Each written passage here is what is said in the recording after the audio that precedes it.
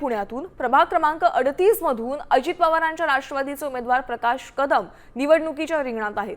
बालाजीनगर, कात्रज, आंबेगावचा विकास करण्यासाठी आम्ही निवडणूक लढवत असल्याचं त्यांनी सांगितलं। निवडून आल्यानंतर नागरिकांना मूलभूत सुविधा पुरवून देण्याचा प्रयत्न करणार असल्याचं देखील त्यांनी म्हटलंय।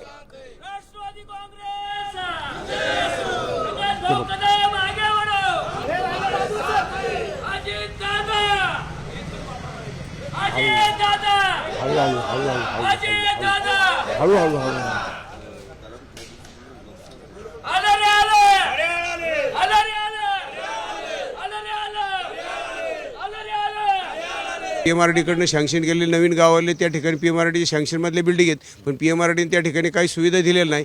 टँकरने पाणी पुरवठा ही योजना काही बरोबर नाही आहे आणि विकत काही लोकांना टँकर घ्यावे लागतात। मग इतके पैसे लाखो रुपये लोकांचे त्या सोसायटीमध्ये टँकरला घ्यायला जातात।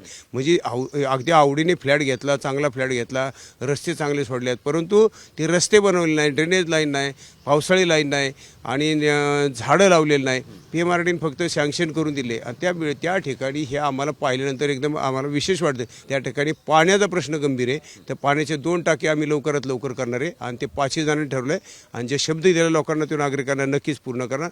आणि आम्ही अजितदादा पवार यांचे सुद्धा त्याच्या ठिकाणच्या समस्या सांगितलेल्या आहेत, त्यांना पण काय विशेष वाटलेलं आहे ते पूर्ण करणार।